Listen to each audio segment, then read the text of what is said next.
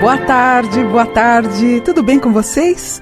Eu sempre muito feliz aqui na Rádio Mundial, na companhia do Jean Lourusso, que sempre mandando um beijo para mim, mandando um beijo para todos vocês que estão nos ouvindo. E hoje eu queria, porque na verdade, toda vez que eu faço um programa, eu me baseio nas minhas postagens do Facebook, que teve mais repercussão, ou num acontecimento da semana, enfim. E eu acabei, todos nós, né, nós acabamos nos deparando com uma catástrofe, com uma grande tragédia, né, gente? Onde 71 mortos nesse acidente, 71 mortos, 6 feridos. O avião chapecoense caiu perto da cidade colombiana de Medellín na madrugada de terça-feira, no dia 29 de novembro. Morreram, então, os jogadores do time, também a comissão técnica, os jornalistas e a tripulação do avião. E todo mundo começou a perguntar para mim, que é natural, né? Já que, como espiritualista, as pessoas nos procuram exatamente para tentar obter uma resposta a mais sobre o que acontece quando o assunto se refere à espiritualidade ou ao espiritismo. Mas por que as catástrofes elas despertam tanta curiosidade na gente? Aí eu fui pesquisar, eu já tenho muita coisa escrita, e eu tinha um texto que eu já tinha feito e eu aproveitei para falar isso para vocês hoje. A palavra catástrofe vem do grego e significa inverter ou virar de cabeça para baixo. Olha que interessante. Ou seja, qualquer coisa que não seja palpável ou não se tenha o controle real, acaba fazendo do futuro uma incógnita e vai despertar a curiosidade. O medo ou o desconhecido, e também tem isso, né, gente? O medo ou o desconhecido acaba vendendo muito mais do que as notícias corriqueiras. Existe também um consenso entre os especialistas que todas as catástrofes elas podem ser evitadas. E as chances aumentam quando a gente as encara e a gente entende também a questão do seu perigo. Os doutores em ciência explicam que não existem catástrofes que não podem ser evitadas, ou seja, não existe nada que nos ameace a tal ponto que fiquemos de mãos atadas. E por que aconteceu essa tragédia? Teria sido resgate de vidas passadas? Será que as pessoas que estavam desse avião sofreram? Por que, Mônica, me perguntam muito isso no Face, por que alguns escapam e outros insistem em entrar no avião? Será que eles sofreram? O mesmo, também eu quero falar sobre isso depois, uma coisa que me entristeceu muito, muito mesmo. Queria falar também sobre as vítimas da Boate Kiss, que vidas foram subtraídas da gente. Essas vítimas que acabam morrendo praticamente todos os dias nos botes, quando eles tentam se refugiar em um país que os abrigue, né? Eu lembro também com muito carinho, apesar de tantos anos, eu lembro do acidente dos Mamonas Assassinas, onde o Júlio, não sei se vocês lembram, mas o Júlio, ele falou no sonho, ele falou que tinha sonhado que o avião tinha caído e acabou acontecendo. E eu me sinto honrada em ter sido escolhida por eles num momento de tanta dor. Se eu não me engano, o acidente foi numa quinta-feira. Na sexta, eu vi os meninos, eu visualizei os meninos, na qual tanto o Bento como o Júlio diziam insistentemente que o piloto não era culpado. Agora, você imagina o que aconteceu há tantos anos atrás. Eu lembro que eu ia fazer uma divulgação de um livro meu, das Almas Gêmeas, no domingo, no programa do Gugu, no SBT. O acidente na quinta, eu visualizo os meninos e contato os meninos na sexta.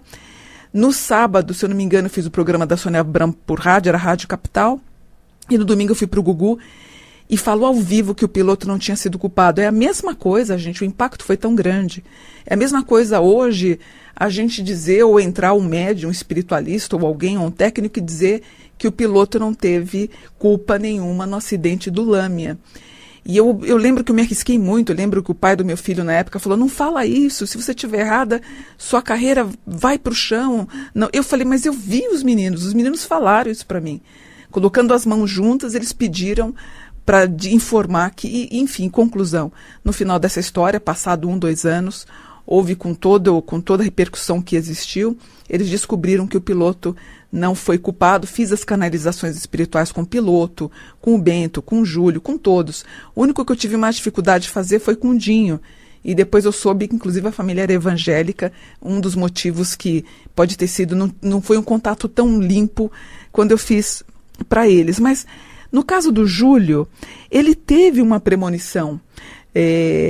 Teve essa intuição do que poderia acontecer alguma coisa e acabou realmente acontecendo.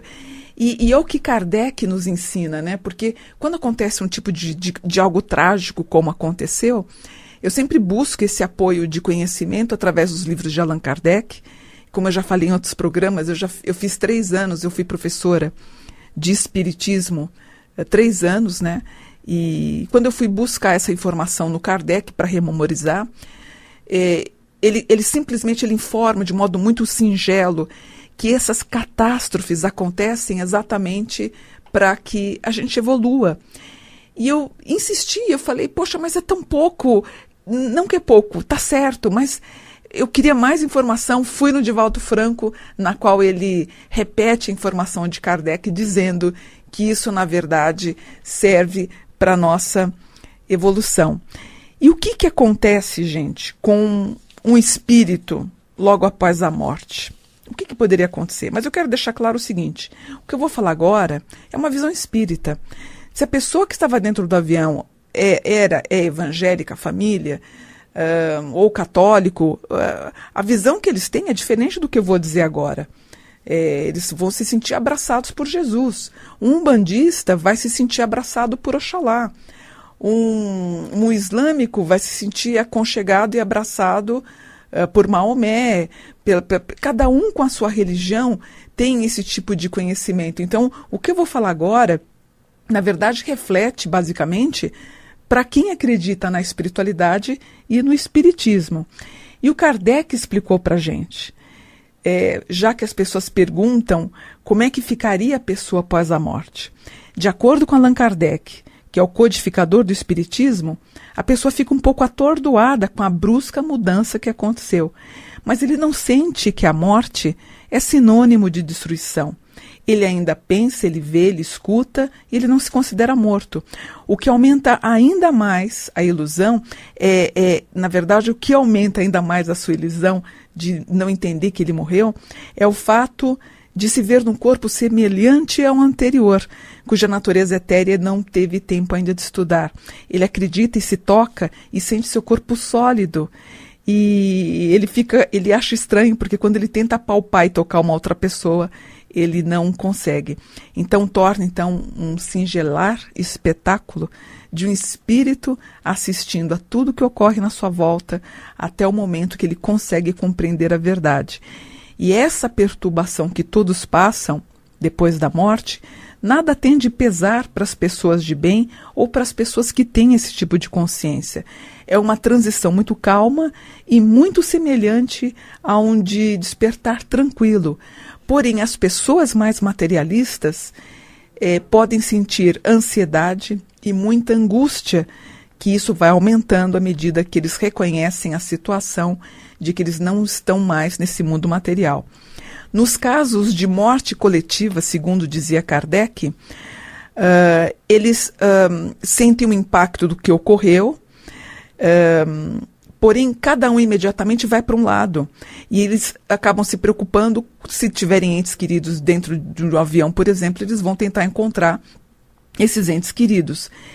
E a alma só vai conseguir se depurar quando ele se submete a uma nova prova de uma nova existência através da reencarnação. Aí desse princípio resulta a deixar a alma mais translúcida e cada vez mais límpida, e ele vai reencarnando, utilizando de corpos materiais, até que vai ocorrer uma melhora progressiva e assim ele vai conseguindo purgar, eliminar todos os karmas que ele tem vivido. Continua Kardec. É importante lembrar também que o número de encarnações não é o mesmo para todos os espíritos. As encarnações são sempre numerosas, segundo ele, porque o progresso é quase infinito para que na sua última encarnação seja e consiga ser um espírito bem-aventurado e um espírito muito puro. E a dor da perda, gente? Como é que a gente faz? Como é que a gente aguenta? Como é que é perder um filho, perder uma mãe, um pai num trágico acidente? E eu sempre falo isso. Numa sociedade onde o que vale é ter e não ser, onde se aprende que o certo é nunca perder, a morte é vista como um castigo.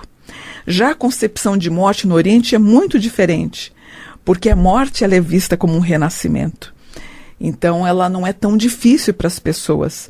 Aqui, no mundo ocidental, a morte é tratada como algo até criminoso. A gente esconde das crianças. Os jovens a desdenham e os mais velhos afastam esse pensamento. E o que a gente fala, então, para as pessoas que sofreram, estou passando por um luto? Para não sufocar as lágrimas, não abafe o teu luto, aceite. Isso é um passo também para a gente não temer a morte. A duração do luto vai durar de 2 meses até 2 anos. E existem pessoas que podem passar por processos um pouquinho mais demorados na questão do luto. Tem um filme, o filme se chama Passageiros. Ele, inclusive, é de 2008. Você pode até assistir, você vai achar legal. Com a Anne Hathaway. E eles passam por um acidente aéreo, onde 5 pessoas são os sobreviventes. Eu não ia querer dar spoiler, não, mas eu até vou contar um pouquinho do filme, porque, na verdade, todos acabaram morrendo. E ela, com mais 5 pessoas, mais 4, na verdade, eles teriam esse padrão dos espíritas ou dos espiritualizados, que depois de um acidente, eles se sentem tão vivos e continuam tão bem, que eles tentam ajudar as outras pessoas. Mas tem algumas pessoas, num outro tipo de religião, por exemplo, um católico, um evangélico, ele vai aparecer como se ele tivesse adormecido. Ele não vai ter essa consciência da vida pós-morte. Por quê? Porque ele não foi doutrinado ao longo dos anos, na sua vida familiar, no seio da sua família, a entender que existe a vida pós-morte. Por exemplo, a pós-vida de um ateu vai ser muito diferente de uma pessoa que se diz espiritualizada. E depois, assim, toda vez que eu dou uma parada, eu lembro do post que eu fiz, eu fiquei muito triste. Mas eu vou falar isso, eu quero fechar o programa falando sobre isso. Antes eu vou fazer uma oração, depois eu vou fechar com a oração. E Divaldo Franco, ele diz exatamente sobre isso, né? Qual seria o propósito da divindade? E ele torna a falar, então, no Livro dos Espíritos, na 3ª parte, que é a lei da destruição, onde Kardec faz uma análise das tragédias coletivas e Kardec pergunta aos benfeitores da humanidade, os espíritos que ajudaram ele a escrever suas obras, o que pretende Deus, o que pretende a divindade, fazendo esse tipo de situação tão calamitosa, desenvolvendo esses desencarnes coletivos. E para surpresa de Kardec, os benfeitores disseram que era para fazer a sociedade progredir. E ele continua perguntando, ora, não teria então a divindade ou Deus outros recursos para promover o progresso dessas pessoas? Os espíritos informaram que sim, mas existem os insucessos, as epidemias, e num caso desses, como uma catástrofe, principalmente com acidentes de avião, muitos inocentes seriam realmente vítimas desses infelizes acontecimentos, mas os benfeitores espirituais assinalam que tudo acontece, na verdade, tudo acontece aquilo de que temos necessidade para evoluir. Ou seja, somente nos acontece aquilo de que temos a necessidade de evoluir, porque nós estamos dentro de uma programação evolutiva. É aquilo que eu falo, por que algumas pessoas, eu sempre falei, né? Por que algumas pessoas, elas não conseguem entrar no avião, mudam de ideia ou por medo, ou por acontece alguma coisa, ela não entra? Por que outras brigam com as comissárias ou com as atendentes de solo e elas brigam querendo entrar exatamente naquele voo e o avião acaba tendo um problema, uma pane e acaba sofrendo um acidente? São as mortes coletivas na qual aquele grupo, sim, teria uma energia em comum e eles estariam resgatando. Se bem que Divaldo Franco falou uma coisa muito interessante. Nessa morte coletiva, nessa tragicidade, não é tanto em relação às pessoas que morreram, né? O desencarnado ele vai se recuperar até com uma relativa facilidade. Mas aquelas pessoas que ficaram, essa sim, essa ausência que tem uma dor inimaginável, né? Essas sim estariam também passando por processos evolutivos. Diz então Divaldo Franco, não lamente a interrupção da vida. E ele diz ainda e continua dando o seu recado aos filhos, aos pais, às mães, aos afetos e todos aqueles que estão vinculados, aqueles que viajaram e voltaram para o grande lar, que logo mais, no momento adequado, quando o fenômeno biológico de cada um interromper, através da morte, vai haver o reencontro. Ele pede para a gente tentar evitar lembrar dos períodos difíceis e lembrar dos bons momentos, até para você ficar mais condicionado a ter um padrão evolutivo bom, para você acabar se encontrando com aquela pessoa que partiu. Eu ainda fiz uma pesquisa, eu quis dar uma olhada, eu fiz rapidamente, até porque essa história, todo o acontecimento me marcou profundamente, assim como vocês. Eu sei que as pessoas estão muito tristes também, mas, por exemplo, eu estou na torcida para que todos os jogadores de futebol que estão parecendo que eles vão ser emprestados de grandes times, mas, por exemplo, e que eles retomem em bom tom, eles não caiam, não tenham problema, se bem que já ficou estipulado que em 3 anos eles não teriam problema nesse sentido. Mas, por exemplo, o brasão é ACF, a soma A é 1, o C3 e o F6, o resultado é 10. O ano que vem, 2017, o ano vai ser regido pelo número 10, pela qualidade serafim, pelo anjo protetor Metatron. Então, aparentemente, o que eu posso dizer em resposta é que o time ele vai ficar bem o ano que vem. Então, vai se retomar uma nova estrutura, uma nova vida. E uma coisa que eu achei muito curiosa, e lamentável dizer também, mas o nome da empresa no qual os meninos foram acidentados, várias pessoas, né, gente? Foram 71 mortos.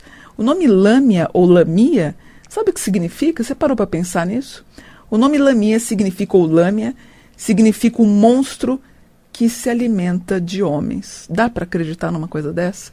Que fatídico nome. Aliás, um nome horrível. Um nome muito feio. Lamia ou Lâmia significa monstro que se alimenta de homens. Que fatalidade terrível. E esse grupo de pessoas que morreram, 71 mortos, não estou fazendo pré-julgamento, não estou culpando ninguém, absolutamente, mas se culminar realmente na definição de que o piloto foi culpado, uma pena. E mais infeliz ainda o nome dessa empresa. E o que ficou muito triste para mim, principalmente no Facebook, eu fiz um comentário, aliás, esse post está lá, tanto na minha página pessoal, como na minha outra página particular. E eu fiz um comparativo dizendo que eu estava comovida, estava chorosa quando eu escrevi até, e eu fiz um comentário, eu falei, olha, eu estou sofrendo junto com todos vocês, estou muito triste com o que aconteceu com em Chapecó, com os jogadores, mas eu também não consigo esquecer por um minuto o que aconteceu em Santa Maria. E eu fui criticada, gente, vocês acreditam? Eles entenderam que eu estava querendo dizer quem sofreu mais, quem não sofreu. Eu só acho que em Santa Maria houve um despreparo. Depois não, mas assim, inicialmente houve um despreparo. Não vou citar aqui as informações que eu tive em Santa Maria, a forma como os corpos foram colocados em frigoríficos. Eu não vou entrar também nesse detalhe. Não é a intenção do programa. E eu não quis me estender, talvez não tenha ficado claro. E não estou comparando dor de ninguém. Estive em Santa Maria, vi as famílias se revezando na praça principal, querendo justiça. Isso me tocou profundamente, porque eu vou dizer, como mãe, eu me senti um nada. Eu me senti um nada, perto daquelas pessoas que perderam seus entes queridos. E o que mais me causou estranheza, e eu vi, e aí eu entendi para mim a mensagem de Allan Kardec, que a gente precisa evoluir. Quando um rapaz, aliás, 30% dos posts que estão lá no Facebook que eu deletei, a maioria, porque era um pior que o outro, só deixei um. eles diziam que qual era o problema, já que os meninos e as meninas de Santa Maria eram filhinhos e filhinhas de papai e que estavam bebendo e comemorando e que eu não poderia comparar com o que aconteceu nesse acidente aéreo. É lamentável. E hoje eu tive uma reflexão tremenda, porque aí eu entendi de forma tão simplista o que o Allan Kardec quis falar, que a gente está no mundo para evoluir. Quando eu me deparo com alguém que diz que as pessoas de Santa Maria, que não era para ter dado tanta importância, e aí eu compreendi também porque não houve essa mídia nacional. Muito embora houve uma consternação geral no mundo inteiro, mas eu senti que as homenagens póstumas foram poucas para quase 300 pessoas que tiveram suas vidas ceifadas. Eu fico muito condoída quando eu vi mensagens no Facebook dizendo que os meninos, os jogadores, não estou, por favor, não me tenha em má palavra, estou também ainda, estou até com a voz embargada, cada vez que eu lembro da cena, da imagem dos meninos, dos jogadores, dos profissionais de imprensa, da tripulação, e nem estou comparando, dor não se compara, por favor, é terrível de qualquer jeito, mas vem uma sensação de vazio, principalmente com Santa Maria e outros tantos que perderam a sua vida. E eu volto a falar, eu acho que a gente precisa realmente evoluir, porque os comentários que eu vi falando das pessoas que morreram em Santa Maria foi absolutamente lastimável. As postagens eu tirei, como eu falei, porque assim, inclusive as pessoas falavam palavrões para as pessoas de Santa Maria. Muito triste, muito triste. E para mim me causa um profundo impacto, como estudiosa dos anjos, como espiritualista, estudante também do espiritismo. Para mim é inaceitável. Eu tento ficar até ponderada na minha explicação, calma e tranquila para poder falar sobre tudo isso, mas é lamentável, a gente precisa realmente evoluir. E é isso, queridos. Então, eu acho que é um momento de reflexão. Por favor, não critique o teu próximo. Quando você souber que alguém morreu de uma forma ou de outra, indo trabalhar, indo para uma danceteria, enfim, não critica. Nós não somos nada. Nós somos um grão de vento. Imagina um grão, num momento de vento, nós somos levados para uma outra dimensão. Se condoa da dor das pessoas, isso é muito importante. Abraçar sem julgar. E toda vez que eu vejo alguma coisa trágica, me vem à mente a lembrança daquelas famílias em Santa Maria que, na minha opinião, na praça, que na minha opinião foram desprezados, na minha opinião, não tiveram o carinho que mereciam ter. Eu sou Santa Maria e eu fiquei com vergonha de ver aquelas famílias como se estivessem implorando para que seus filhos fossem lembrados, como se o fato deles estarem numa boate, dançando, brincando, comemorando, acho que o final do ano, não me recordo agora, ou terem passado na faculdade ou a festa, isso fosse um crime. Então, vamos refletir melhor nos nossos atos. E eu vou terminar falando um texto lindo de Santo Agostinho sobre a morte, que me impacta também muito, onde ele diz: a morte não é nada, apenas passeio a outro mundo. Eu sou eu, tu és tu. O que fomos um para o outro ainda o somos. Dá-me o nome que sempre me deste. Fala-me como sempre me falaste. Não mudes o tom a um triste ou solene. Continua rindo com aquilo que nos fazia rir juntos. Reza, sorri, pense em mim, reza comigo. Que o meu nome se pronuncie em casa como sempre se pronunciou. Sem nenhuma ênfase, sem rosto de sombra. A vida continua sendo o que era. O cordão da união não se quebrou. Por que eu estaria fora dos teus pensamentos apenas porque eu estou fora da tua vista?